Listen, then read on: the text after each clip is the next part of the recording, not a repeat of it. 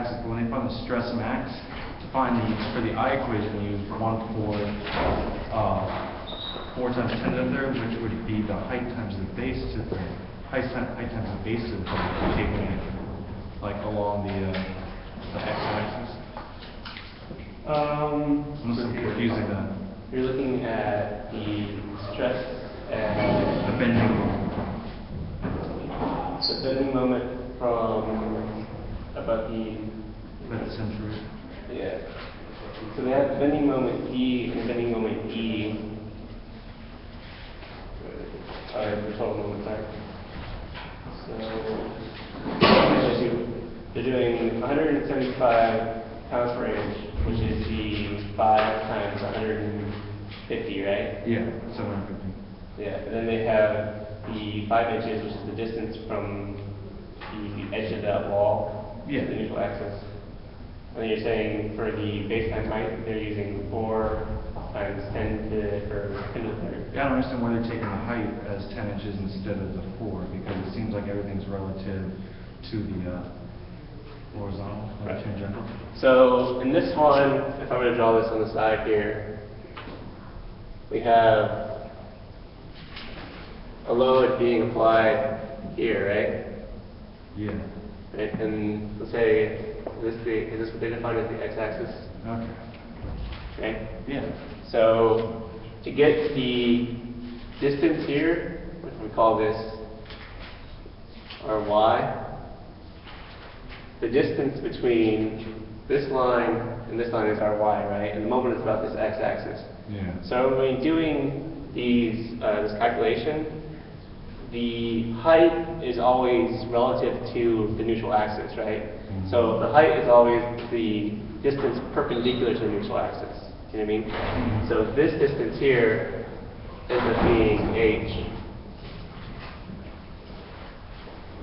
right? Because this is the axis that's perpendicular to our neutral axis, and then the distance along the neutral axis is the thing. Why is our neutral axis in place of the y in that case? So our neutral axis is the x in this case. Okay, why? How do I know which? Because that's the axis that the moment is being applied about, right? So if I'm applying a moment about x, so I can do stress is equal to mx times y over ix, right? So the I is always measured relative to the x-axis, and the m is always measured relative to the x-axis here. Okay. And that's going to give me a stress distribution in y. Right? So y is going to vary as a function of the position in y here. If I want to know in this direction here, I can get stress as a function of x as my times x over I y. Right? In that case, I would use this as my height and this as my base. Does that make sense? Mm-hmm. Okay. So, does anyone else have any other questions on the material we've covered so far? Actually, let's no? Alright, in that case today we're going to cover strain transformations. And one of the nice things about strain transformations is it actually ends up being fairly similar to stress transformations. So if you guys get familiar with using things like MoS circle and the general equation for strain transformation, moving to stress is not that much more legwork. So let's start off with the derivation of how we get these equations. So I'm going to define a reference coordinate system here that I'm going to call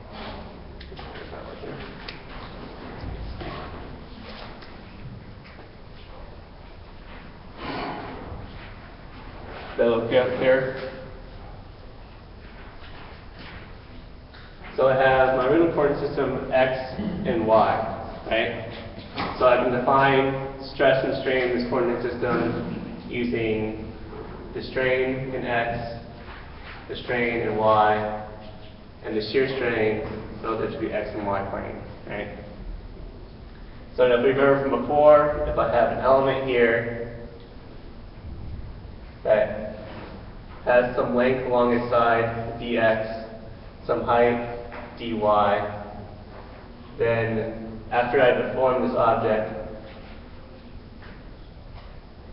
the change in length, or delta x, is equal to the strain in x times dx.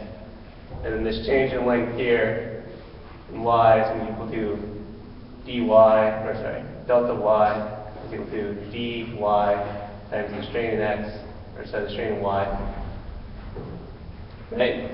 And then our shear, I'll draw this as like a triangle here. It's going to be equal to this angle. It's equal to the shear strain x, y. Again, this should be the same angle on both sides here. And that's if we're just measuring it relative to the y-axis. We can also split this between the y and the x and have any combination of tilt on that triangle, right? So is everyone fairly clear on the definitions of strain in a two-dimensional element? Does anyone have any questions on this before I move on to transforming to a different orientation? Okay. So I'll leave it up there for now. So what I'm going to do is I'm going to define a new axis.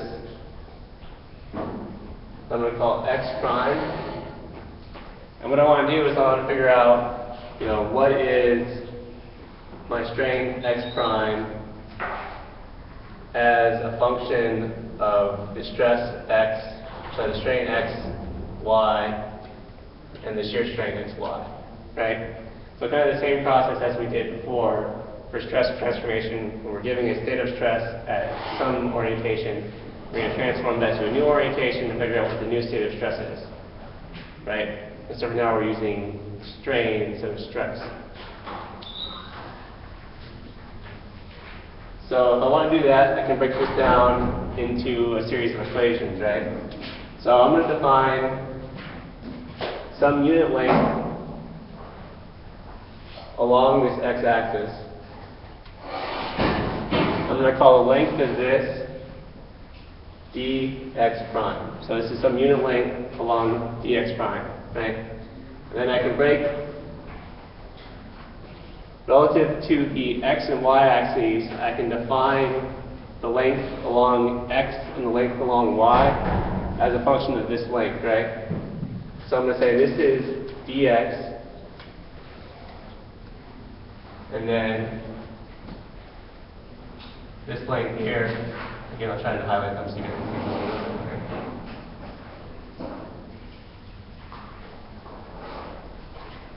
And this is dy, right? So if I define some angle here, theta, then I can write dx and dy as a function of dx prime, right? So dx is going to be equal to what? Dx prime times something of theta, right? Cosine? Right. So it's going to be cosine of theta. And then dy is going to be equal to dx sine theta. Right? So all I've done so far is I've defined a unit length dx prime in the x prime direction, and then defined the components of that unit length along the x and y directions. Right? Now, if I wanted to find some stress in the x and some strain in the x and some strain in the y, I can project that out onto my dx. So let's do this in components, because I think it's going to save us a little bit of time, or not time, but complexity. So if I want to know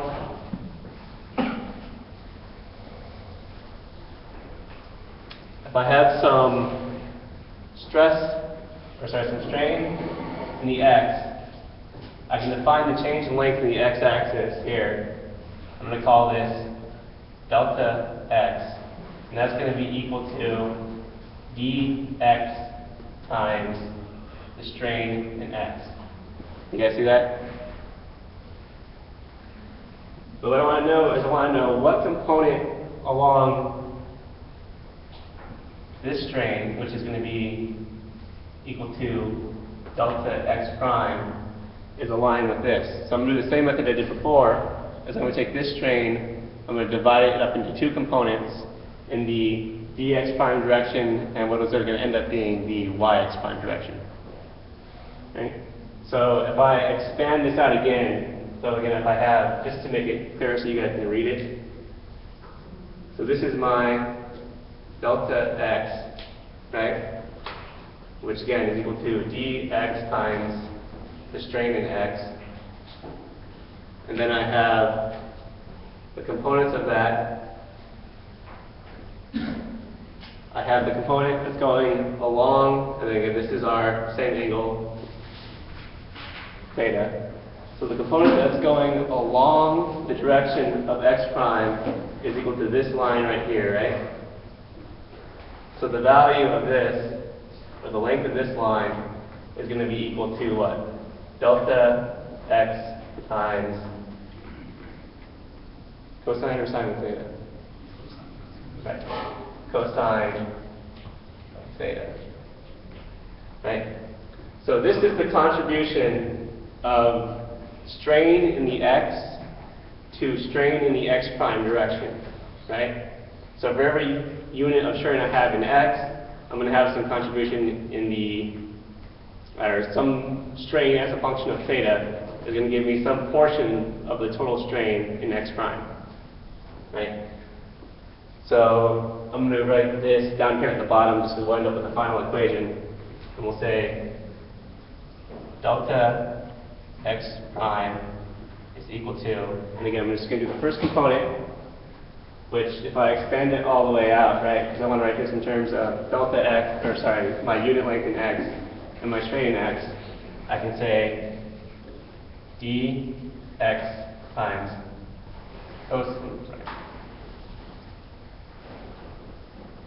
cosine squared theta. Right.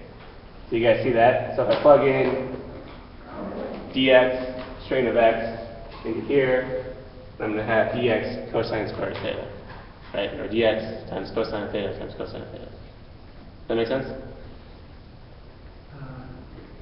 Somewhat. So again, I have this change of length in the x direction, right? And that's just a function of my unit length in x times my strain in x. And then I'm going to break that up into two components. One component that's aligned with my new x prime, and one component that's aligned with, so we call this, I'll just call this component x prime and the component y prime, right? So I'm only interested in what component of the strain in x is contributing to a strain in x prime, right? So as a function of theta, the contribution of that strain to this x prime direction is equal to my delta x times cosine of theta, and delta x is equal to my unit length in x times my strain in x. Okay? So that's the first part of this equation. Again, is it starting to make sense? Is everyone clear on this? Questions? Alright. So again, go ahead and do the same thing for y. I'm going to come up here and say if I have some strain in the y direction,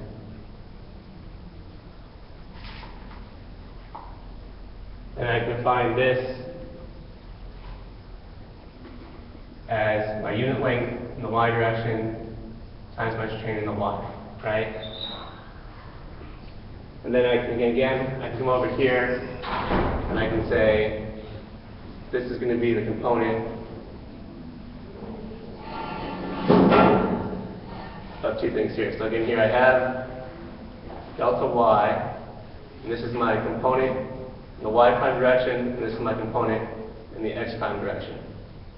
Okay, so this, and then this angle here is actually my theta, but this angle here is actually going to be equal to this angle here. You guys see that?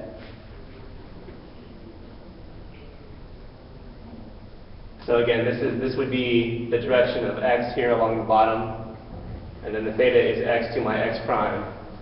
So I can transform this up here. I figure out, so my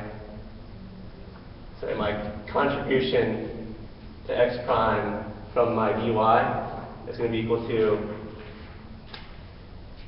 delta y times sine theta, right?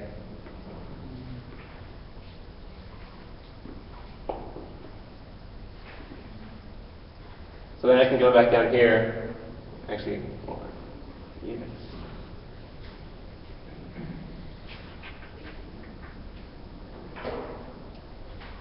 Yeah.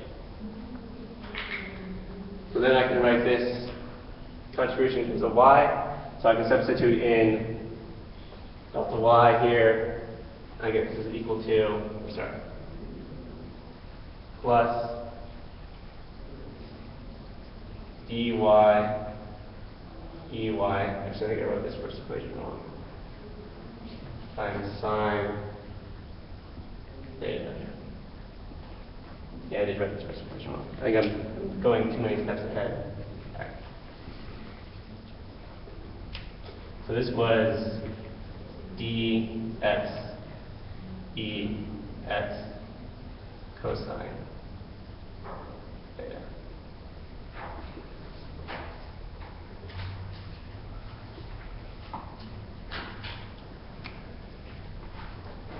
All right. So is that clear for everybody? Makes sense? Okay. Yeah, sorry, I skipped a step here, and so that's probably what's making you guys confused. All right. So there's one other component I can have for stress and strain, right? Or for strain, I can have my shear strain, and this is actually going to require that I redraw my diagram a little bit. So if I imagine I have just some shear strain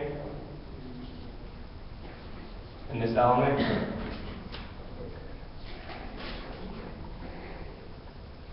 I'm going to project this out a little bit more so we can see it. Well, let's get to the x-axis here. And I'm going to have this angle gamma xy, right? And so the shift of this of this whole line here, the component that's contributing to this length here is going to be equal to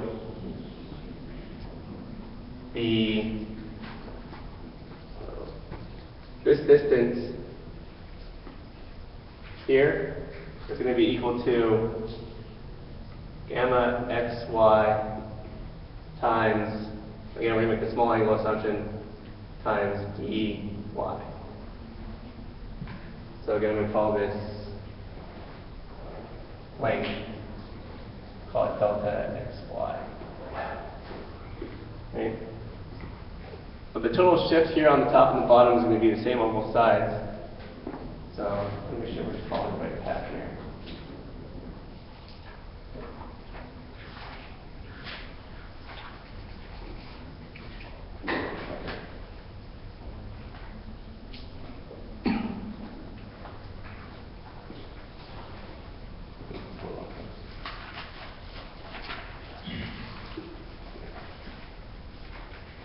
So this contribution here, again, we can break this up. I just look.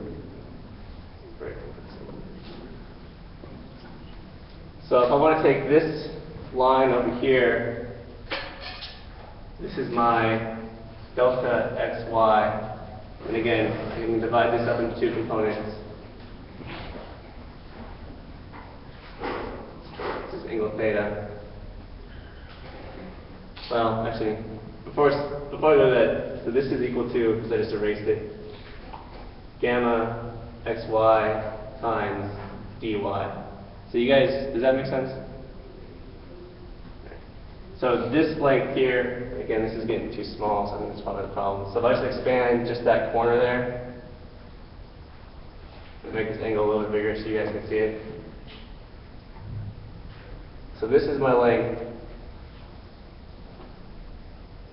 dy, right? And this angle here is gamma xy. So this translation here of this point, along this direction is equal to dy gamma dy, right? Does that make sense? You've seen it a little bit? And then I can break that up again into components in the y direction, or the y prime direction, and the x prime direction. So this line here is that. And then again, the component of this here is going to be equal to dxy times cosine theta. And where this has gamma xy cosine theta. Or sorry, gamma x dy gamma xy cosine theta. All right. So you guys following me so far? Do you have any questions? I think this is probably the part that's going to be the most confusing. So you guys, as I rotate this and I have the small angle assumption, the amount that this top point is translating is a function of my unit length dy and that angle. Okay. So now I have function delta x prime as a function of my unit length dy, dx, and then my stress and strain, right? So I can rewrite this equation here so that way I can get this in terms of my dx prime, again, my angle theta, and then my state of stress in y, or x, y, and then the shear stress in xy. You guys see I can simplify this now? So to do that, I can write this equation here as dx is equal to,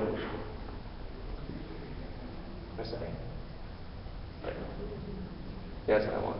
So I can replace, let me rewrite this.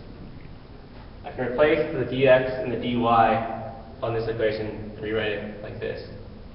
And this is where I was getting at before, just getting to myself. I can say dx, again, dx becomes dx prime. I'm trying to write this. Cosine of theta times cosine of theta, right? Do you guys see what I did there? Because if you see it for the first portion, it'll make sense for the rest of it. Is that too low for you guys to see? Should I write it up here instead? Can anyone not see it? Right. So then I can add, again, I'm substituting it for dy, so dx prime, well, I want to bring out the strain y first. So strain y, and then I'll substitute it for dy, dx prime sine theta times sine theta. And again, plus shear xy, and then again, we'll substitute for dy, so we get dx prime times sine theta cosine theta.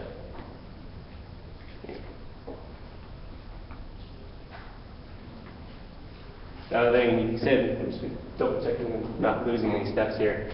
So you guys see here that this is going to become cosine squared, sine squared, and then sine cosine. So we're already looking pretty similar to my equations from previously, right? So I can simplify this once more. I'm going to say that stress in the strain in the x prime direction is equal to what? dx prime divided by dx prime, sorry, delta x prime divided by my unit length dx prime. You guys do that? So this is the change in length of x prime relative to the unit length x prime. Okay? So I divide this equation, the whole thing, by dx prime, then I can get my strain in the x. So I'm just going to move this up to give me a little more room. Delta x prime over dx prime equals 0. Yeah. Sorry, the conventions here are not entirely clear. So this is going to be my equation for the general transformation of strain. So again, I'm just dividing all the sides by dx prime. So delta x prime divided by dx prime is equal to the strain x prime. And again, in this case, this one here, this here, and this here, all is going to drop out, right?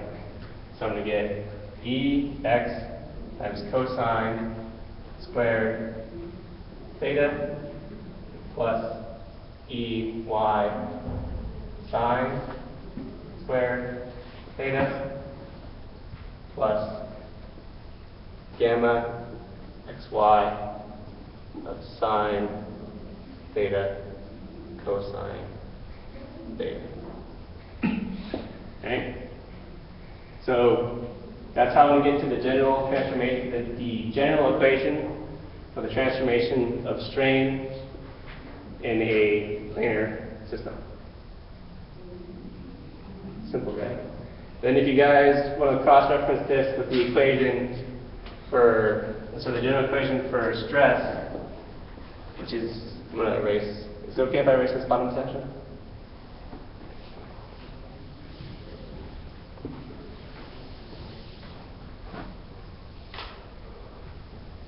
Yes, remember our general equation for stress transformation is stress x prime is equal to stress x cosine squared theta plus stress y sine squared theta plus 2 shear xy sine theta cosine theta. So if you guys look at these two equations, they're almost exactly the same, right? The only difference is instead of having shear stress and shear strain being exactly related to each other, they're 1/2 of the original equation, right? So if I'm using MoS, I can use MoS circle and all these other methods that I developed for stress transformations and strain transformations. If I just treat gamma xy over 2 as the equivalent of shear xy. Okay. You guys see that relationship there? Question? This is always going to be true. So this is just, if I'm using the equations for like the transformation of strain in, or sorry, if I'm using the equation for transformation of shear, the transformation of stress to do strain, the analog of the shear stress is half of shear strength, right? So when I go, let's go ahead and move along to the next step. I'm going to erase all of this section.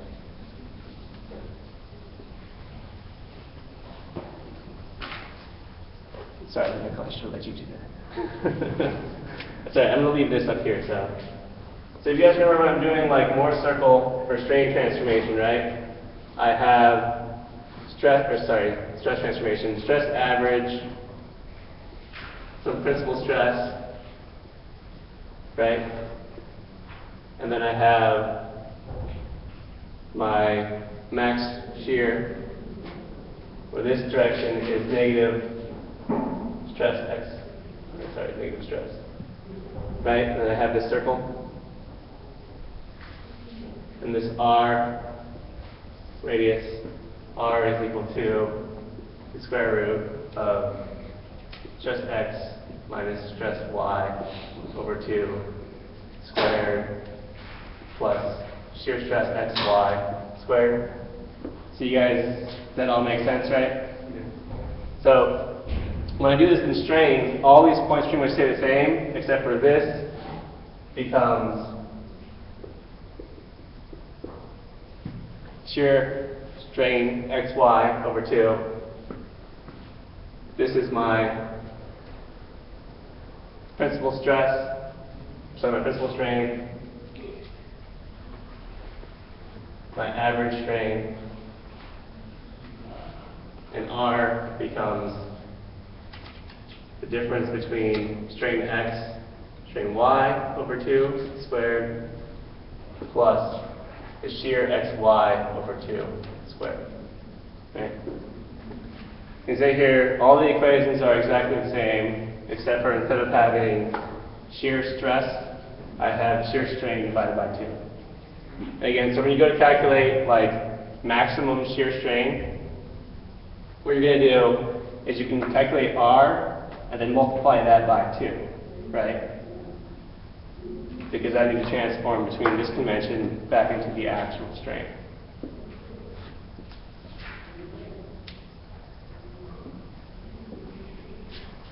Any questions? Okay. So let's go ahead and do an example. You want to go ahead and get that?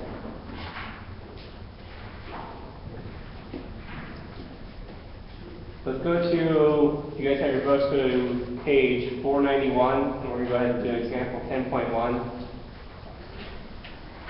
Take this with me so I can write. So we have a differential element of material. So it's defined by the xy plane. And just like we defined it before, it has some length dx, some height dy, and it's subject to a deformation that makes it look like this. And I'm going to exaggerate these greatly, just so you can see them a little bit better.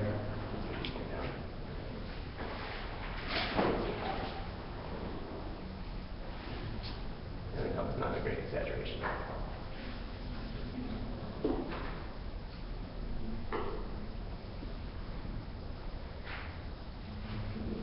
Alright, so the new corners are here, here, here, here. The original corners are here, here, and here. So we have this length here, which is our dx. Again, this is our delta x, which is equal to dx times the strain in x. This distance here is our delta of y, which is equal to dy times the strain y. And then this angle here, and they have it evenly distributed in the picture. Again, you can do it either way. It's just to make the small angle assumption better, it's usually more accurate to evenly distribute the shear strain among the two axes here. So I'm going to say this is equal to shear strain xy over 2 and shear strain xy over 2, which is also convenient because when we're doing our transformations, we're going to be using shear xy over 2 anyways, right? So there's a few reasons why you want to use this convention as opposed to putting it all relative to the y-axis or all relative to the x-axis. You guys know what I'm talking about by how we're defining the shear strain in this element. So I could just move this top line over, or this side line up, and I could get equivalent shear strains by doing that, but it's not going to play into our equations as nicely. Make sense? Alright, and so they give us the state of strain for strain in the x direction is equal to 500 microns. Again, we realize that this here is just equal to 10, negative 6. Do you guys familiar with that unit? Okay. And then strain in the y is equal to negative 300 microns. Again, this is why I'm drawing this point below the original top of this element. And then my shear strain is equal to 200 microns, which again I can say this is in radians, but radians is a unitless number anyways, so I don't really have to worry about whether it's radians or degrees. Most of the time, since your strains are so small, it's easier to just use radians, and then when we're small angle assumptions and stuff like that come out nicely, you don't have to do any kind of conversion. Alright. And again, if I go to my figure, this makes sense because this angle here, it's getting smaller, therefore this is positive, right? So, and then they want us to determine the equivalent strain acting on an element material oriented at a point clockwise 30 degrees from the original position. So what they really want us to do is figure out if I have some new axis here, x prime, y prime, and then this angle here is 30 degrees. What's my new strain? So I'm going to put this as a question mark. No, I'll put it over here so we can work with it. What is strain x prime, strain y prime, and then shear strain x prime, y prime, right? So the first thing we need to do is, relative to our original equations that we just defined before, this is in the same direction or the opposite direction as we defined. Who thinks it's the, raise your hand, you think it's the same? Nobody. They're against you. So it's basically in the opposite direction, right? So we defined, when we did our derivation, we defined an x and a y, and then some angle here, like this, right? So just like for our stress transformations, we've defined counterclockwise rotation as being positive. So in this case, we're making a clockwise rotation of 30, so we're going to use a negative 30 as the number we use in our equations. Right.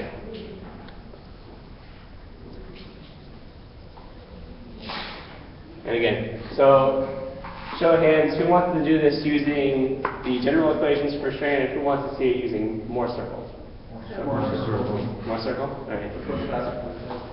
I am always happier to use more circle.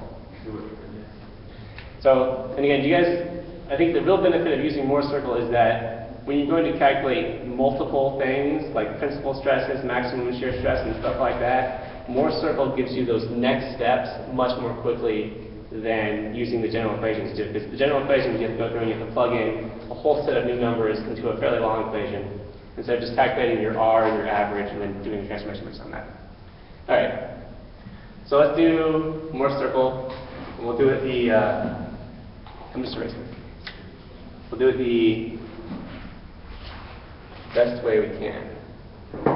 So negative shear xy, my stress, right? So the first thing I can do is I can actually plot a few points.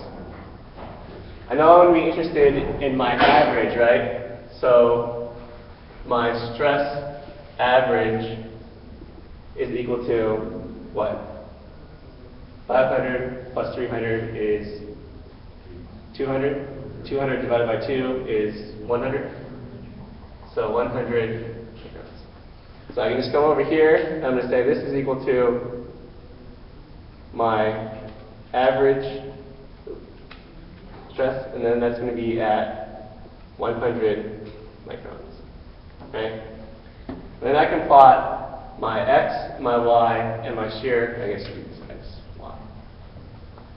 Right? So I'm going to say x is equal to 500. So I'm going to come over here. I'm just going to put a point or a line. I'm going to say this is 500. And I'm doing this kind of a slow way just to make sure you guys understand how this works. And then my y is at negative 300. So I'm going to come over here. I'm going to put another point at negative 300. Okay? And then I'm going to move this out of the way. I'll just put it right here, 100. And then my shear at this point is equal to 200, right? So since I have negative being upwards, I need to come down 200. So I'm going to come down, put a point, and this length here is 200. And again, I can do the same thing over here, but in the opposite direction. And I can put a point, and that's at negative 200. Right? So this point here describes my stress x, shear stress xy, And this point over here actually describes my stress y, and then my shear stress yx, which is equal to negative xy.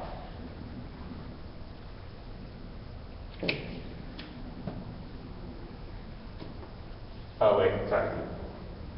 Divided by 2. Divided by 2. 100.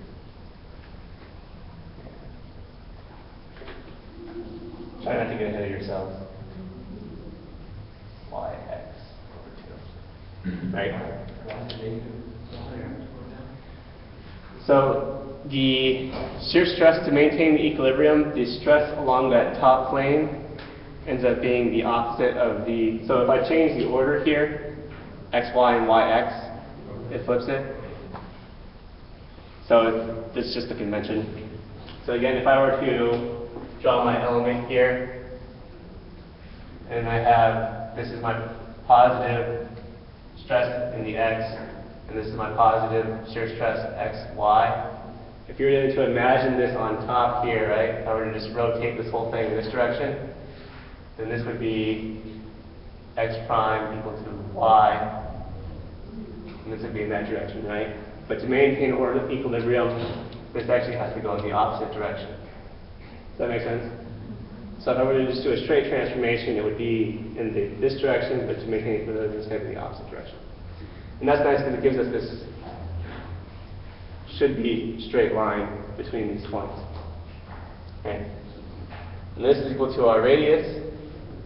So I can say r is equal to square root of, again, 500 minus 100, or 500 minus 300 divided by 2. This is going to be equal to 400 squared plus 100 squared. So again, this is equal to Ex minus really epsilon y over 2 squared plus the shear strain xy over 2 squared. Right?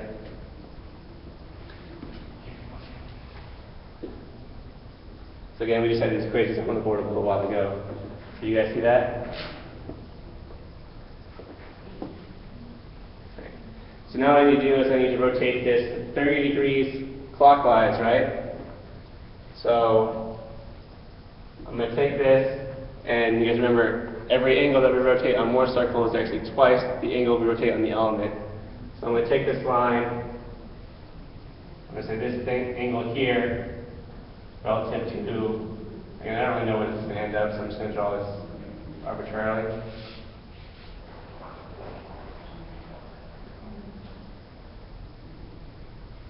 Two theta equal to 60 degrees, right?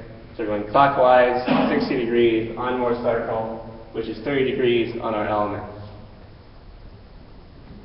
Okay. So I need to know what this angle is here, so I can go forward. So this angle theta is going to be equal to the inverse tangent of what, 100 over 400, right?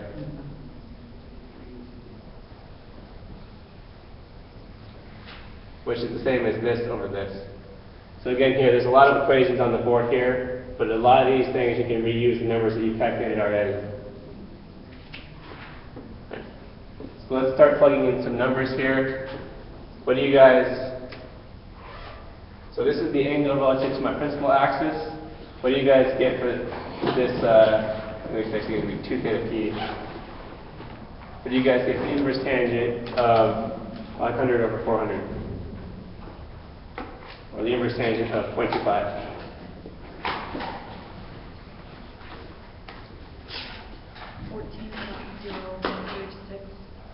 So you guys get 14.036. You just did, to get that line, that positive slope. This one? No, the other positive slope one. This one? You just did 2 of the 30 that was given. Yeah, so this is twice the rotation in the element, right? In the same direction as rotated by the element. And it's just because we're doing it in MoS circle, it's always 2 theta, right? So 14.036. That's what the arc tan of 0.25 is.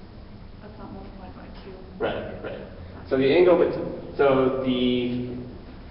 talking about this before in class, but the angle relative to the principal axis, so this is the principal axis right here, right, where my principal stress occurs.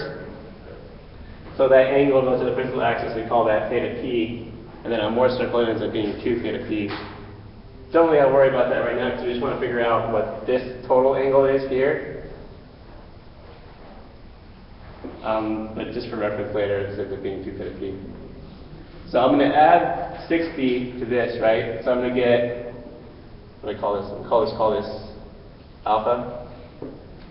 So alpha is equal to 60 plus 14.036, and that's equal to 74 point, we could do 036, but let's just do 04, so we can be accurate. Alright, so I drew this line kind of big, but you guys, can you see how I calculated this 70.04 number? Is that theta p on the inside there?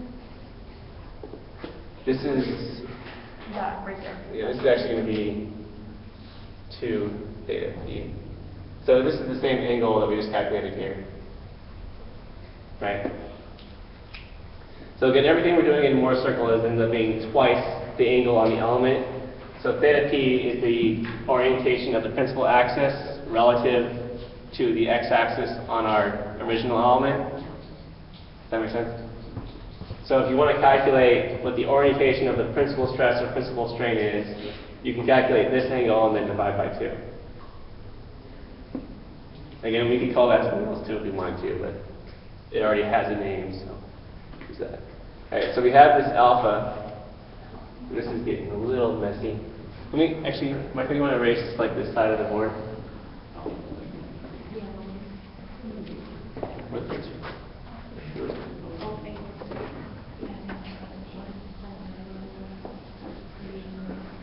So we have this angle, right? Our new angle. So we can calculate what our the strain x prime is going to be equal to the average strain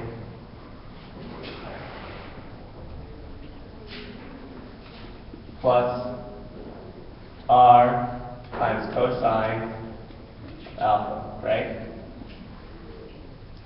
So you guys see that? So again, I drew this too big here, but we have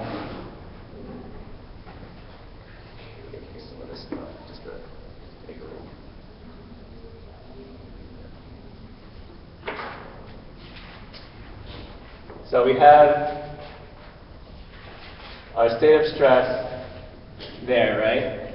We calculated the angle between the principal stress and, the principal stress and our current orientation, right? And then we have given to us the orientation towards what we want. It's our new stress. So this is EX prime, and then this is 60 degrees, which is equal to twice 2 times 30 degrees in the clockwise direction. And then this is equal to alpha. So I just want to make sure you guys see how I'm calculating alpha and what it is. So alpha is that 74.04 we calculated before.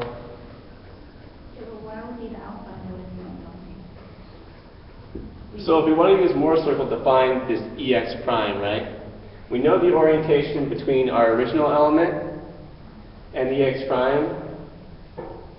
And we know this radius and we know the average point, right?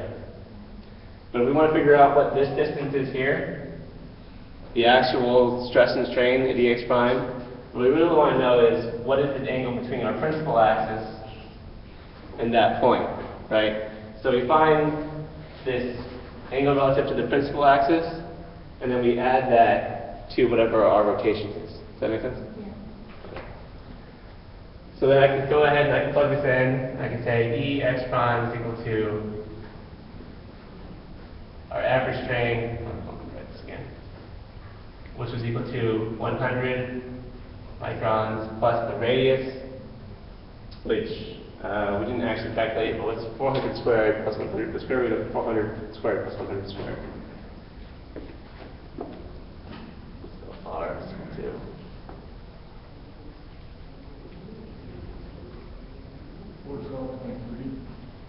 412.3. So 412.3 times cosine of 74.04.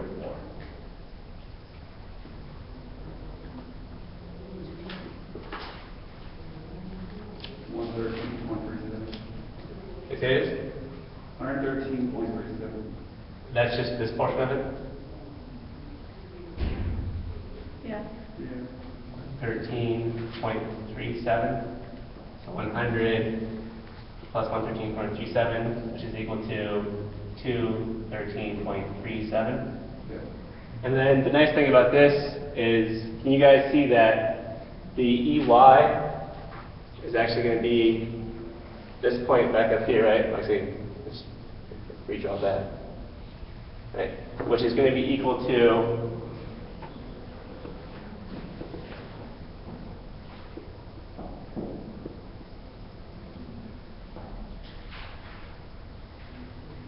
and this is always going to be true because cosine of alpha plus 180, again, because we're in the MoS circle domain, so the angle between the x and the y-axis and the element is 90 degrees. The rotation between them in MoS circle is 180 degrees.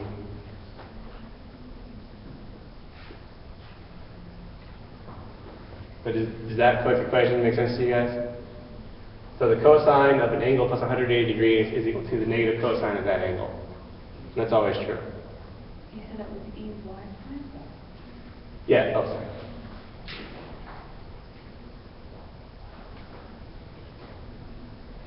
Yeah. So that should make sense to you guys. Do you guys have any questions about why that is? Is it clear?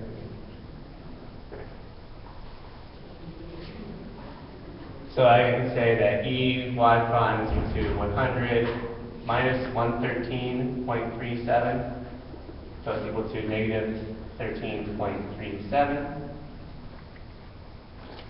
And then I can also say that the shear stress in my new plane is equal to the sine, or sorry, the radius times sine of alpha, which is equal to 412.3 times sine of 74.04. And again, I'm kind of bleeding into that other equation there. So that should be equal to somewhere near like 400. You don't have that? 396.4. 396.4. Right. So again here, I did the bulk of my work over here, right? On this side of the board. And then once I have a few numbers, primarily once I have that alpha, my R, and my average, calculating each one of these, the actual things that the question is asking for, goes really quickly. And then if I wanted to know my principal stress, I could do that very easily, and so on and so forth. Right? Because the first principal stress is just going to be equal to the average plus R, and the second principal stress is going to be equal to the average minus R, and the maximum shear stress in plane is just equal to R.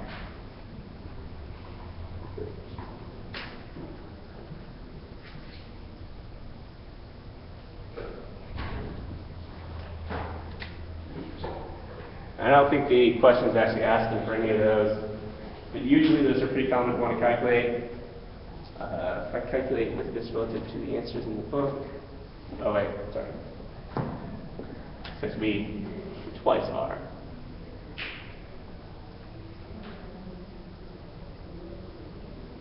Because again, we're doing this in the strain divided by 2, right?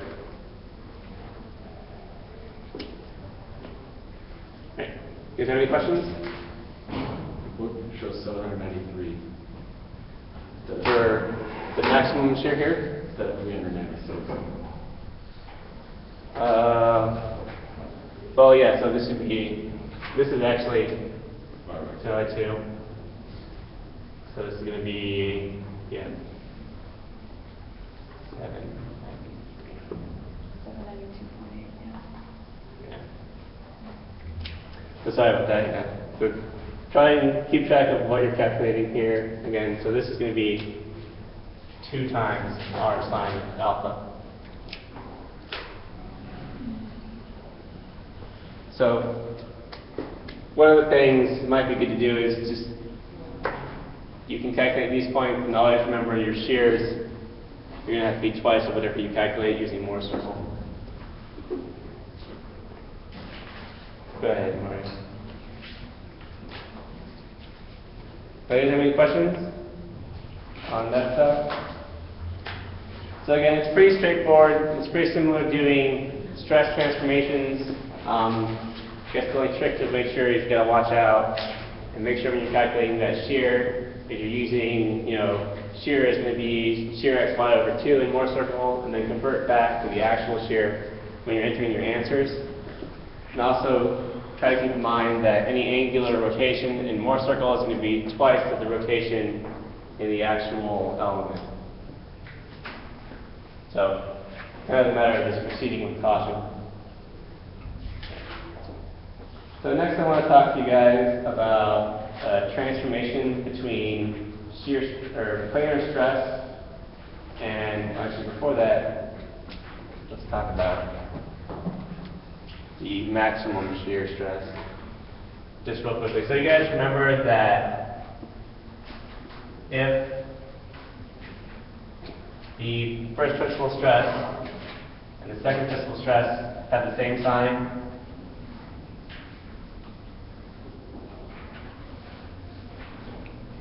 then the maximum outer plane stress is equal to the first principal stress divided by 2, right? Right.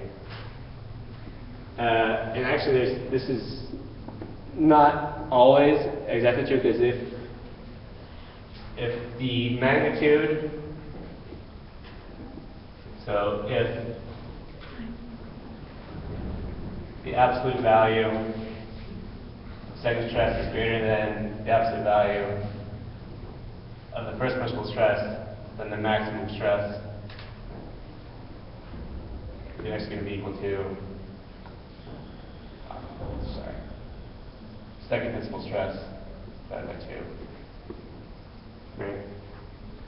So writing this out in equations is actually kind of complicated because there's several if statements. So basically, if we're taking this, we're doing it in MoS circle. If I have a circle that has both positive and negative, then this distance here in plane is going to be larger than the out of plane rotations, which are going to be, can be represented by these inner circles. Because if stress in the z-axis is equal to 0, then the third principal stress is equal to 0. So I can draw these 3 more circles. But if I have a case where both of the principal stresses have the same sign, so in this case they're both positive, I'll actually draw this a little more exaggerated. So imagine both these are both like really positive. Then this is going to be the maximum in plane. But the maximum out of plane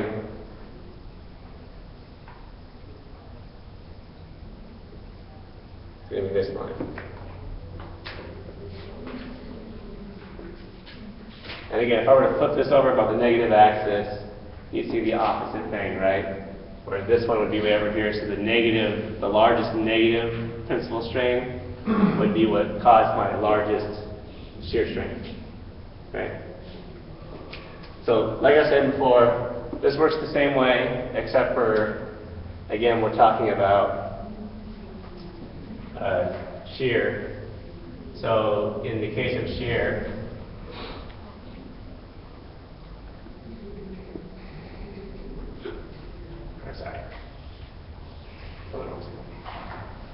shear stress, then we're going to have maximum shear is actually just going to be equal to maximum shear stress, which is again the same thing over 2 multiplied by 2. You can see that.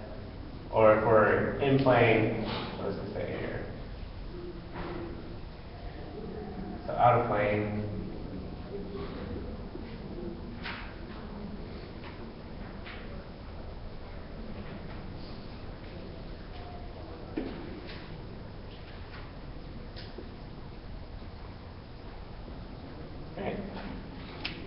So another way you guys can think about this is the out of plane is going to be the largest principal stress, or sorry, principal shear strain. And the in plane is always going to be the difference between the principal strains, right? So whichever of these is higher is the absolute maximum. So it's the same concept as it is for strain again, but, sorry, as it is for stress, but it just changes because now it's not over 2, because again we're doing that divided by 2, multiplied times 2, cancels out.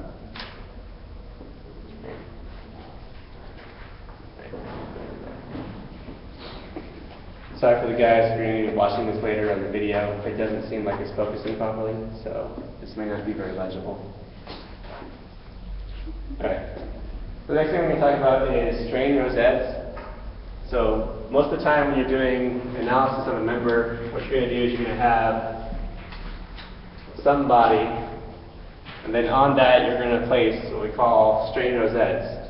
And what all that really is it's a wire, it's very thin, that has the majority of its length oriented in one direction. So you guys see that? So what's going to happen is, as this material deforms,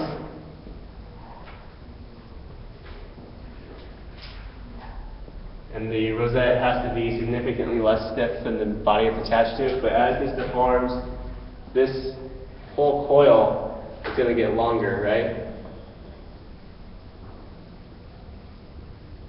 You guys can't see that?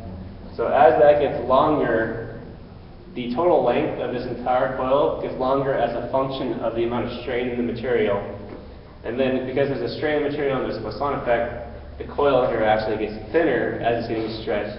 So the electrical resistance of this coil goes up as a fairly linear function of the strain applied to the member. So we can use that, and if we calibrate this to different strains, we can actually calculate what the strain is in one direction using this tool. So what this is going to do is, say if I have some x direction, if this is aligned with the x direction, I can say, I'm going to call this rosette A.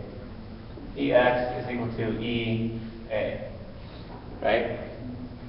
And then if I have more than one, so say I take another one here, I'm going to align it with the y direction. This is y. And I can say, I'm going to call this rosette B. I can say Ey is equal to B, E,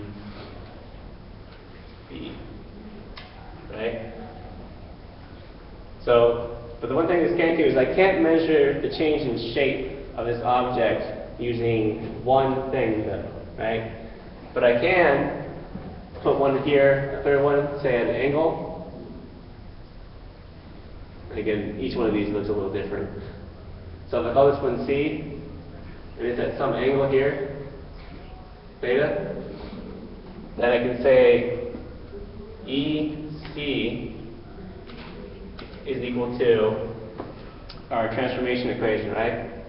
So I can say Ex cosine squared theta plus Ey sine squared theta plus shear xy sine of theta, cosine theta, right? And I know, oh, sorry, this is y.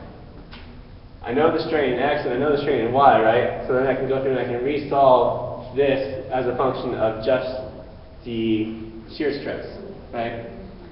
So I can actually orient these rosettes in any position I want. As long as I have 3 of them that are at different angles, I can solve a system of equations and figure out what stress in x, stress in y, and then the shear stress xy is, right? So that's what we call the rosette. So this is the strain gauge, and then having 3 of them in some orientation is what we call a strain rosette. The most common orientations that you see are a 45-degree rotation, where the angle here is equal to 45, and this angle here is equal to 90, right? And that's nice because it allows us to use this, and I can actually say shear xy, if I simplify this down, becomes 2EC as I've written it, minus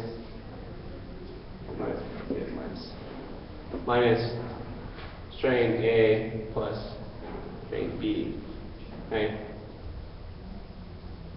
And the book actually, normally you label these A, B, C.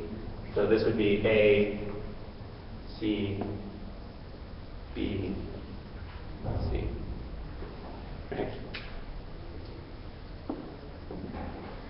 So for this, probably it's best for you guys to remember is that if you remember the general equation for transformation of stress, then regardless of the orientation of the strain gauges, you can figure out you can write an equation for strain strain A, B, and C as a function of their angle to some x-axis.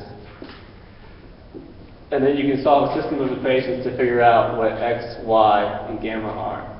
And usually you're going to have at least one of them aligned with the x-axis or the y-axis, so you can make that into a simpler equation and just solve a series of 2 simultaneous equations, which is not very difficult. Solving 3 is fairly difficult if I want to make you guys do that. And if you guys want to, you can memorize the equations for like the 45 degrees strain gauge or the 60 degree strain gauge. I wouldn't recommend it, but you can put it in your formula sheet. Is that because they're common angles? They're very common angles, yeah. Okay. So usually, if you're going to be measuring the state of strain in an element and you're concerned about strain in more than one direction, instead of buying 3 strain gauges and aligning them, you'll buy a rosette, which is just a blank, and it already has, 3 gauges aligned at a certain orientations to each other. You know what I mean? Mm-hmm. Because this is going to be very sensitive to how accurately you align it on your object. So if you have them already set up on like one film, then you don't have to worry about aligning the first, second, and third ones. You just got to worry about getting the first one aligned, which is significantly easier to do, right? Mm-hmm. And you gotta glue them down correctly. Yeah, you got to do them vigorously. And if you have large deformations and stuff like that, they can delaminate and ruin your data and stuff like that. And they're not very cheap either, so messing up can be kind of expensive. Well, I think usually they're in the order of like $10 a piece. One thing, yeah. And you usually buy them in packs of 5 or 10 or something like that. Okay. Do you guys have any questions about this? So this is just like a measurement thing. You'll probably see it when you go to take the mech lab. We'll do a strain gauge experiment and put a gauge on the beam and do some deformation and see what the strain is. So that's the theory behind that. I think you guys also have a homework question on this using a 45-degree strain gauge if you're interested in that. All right, Michael, yeah. I keep trying to take your job away, and I'm just going to erase that. Yeah, I'm just going to take it out. All right, the next thing we're talking about is the relationship between stress and strain for these elements that have more than one direction. So you guys remember Hooke's law, right? Where I'm saying that the strain is equal to E times the stress, right? Did I write that right? E. Yeah. So the Poisson's ratio is the ratio of stress over strain. I can write strain is equal to the Poisson's ratio times the stress, right? or x is equal to k times f, if you want to look at the spring equation. Right? But we also know that E lateral over E longitudinal is equal to the Poisson's ratio, right, which is a material property. So if I have stress in x and stress in y, each of those applied loads is going to cause a concurrent deformation along the opposite axis. That make sense? So if I have an element here, and I apply some load to it, I'm going to get deformation here, right?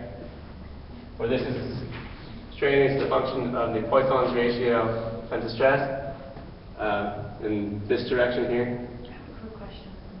Isn't Hooke's law sigma equals E times epsilon? Sigma equals E times epsilon.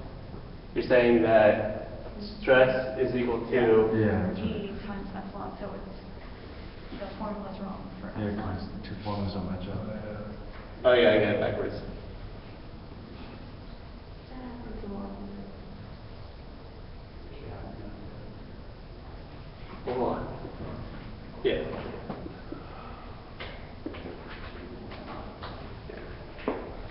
Yeah, so force is equal to the K times X.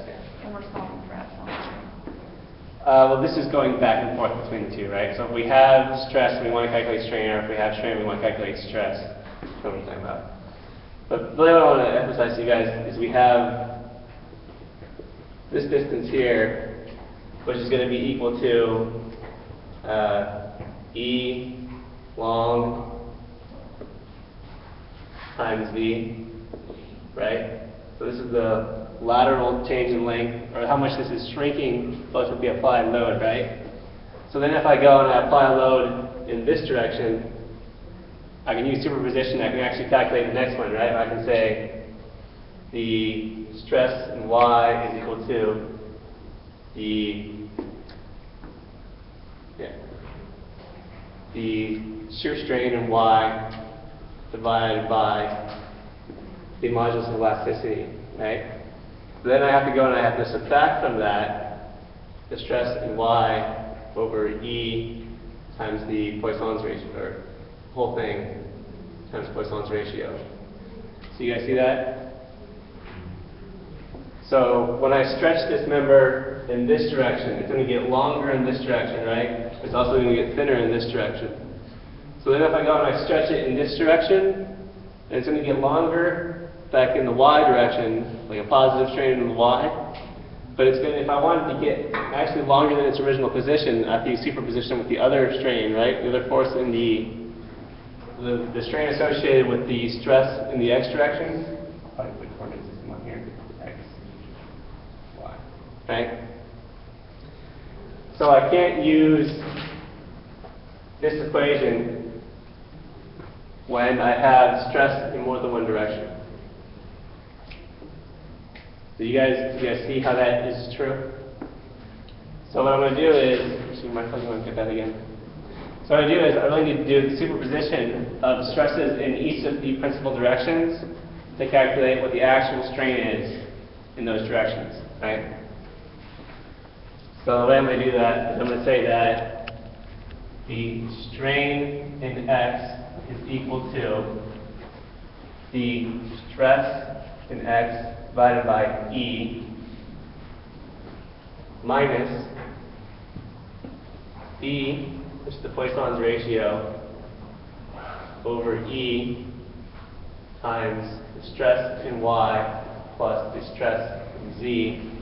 And again, this ends up being, this is equal to the stress in x over E minus V stress in y, Poisson's ratio minus the Poisson's ratio times the stress in z over the Young's modulus, right? So this is the expansion due to the applied load along that axis. The contraction due to Poisson's ratio due to a load applied about two axes perpendicular to the x-axis, which is y and z, right? So you guys see where I'm getting this equation from? Right. And then again, if I want to write these out for the rest of the directions, it's the same equation just by changing the variables around. So stress y over E minus Poisson's ratio over E, stress in the X plus stress in the Z, and then strain in Z is equal to stress in Z divided by the Young's modulus minus the Poisson's ratio divided by Young's modulus times stress in Y plus stress in X. Right? So now I also have a system of equations, right? So if I solve the system of equations for all my stresses, I can write the corresponding equations for strain as a function, or sorry, stress as a function of strain. And I'm just going to do the first one of those for you guys. I have stress in X is equal to, so you know, I'll make sure I don't write this down wrong for you guys, because it is a little bit more complicated. I didn't even have it in the book. But it's E times stress X plus 1, or E over 1 minus V squared stress, or sorry, strain in X. Strain in X plus strain in Y. That's the reciprocal equation of that. Again, so one of the homework questions is actually to calculate stress as a function of strain. They actually give you this equation in that question, because actually I don't think it's in the book prior to that. And I guess on Friday we'll go over this a little bit more just to refresh. Homeworks for chapters 9 and 10 are going to be due on Monday. And Friday we'll be going over chapter 10, and we'll finish up with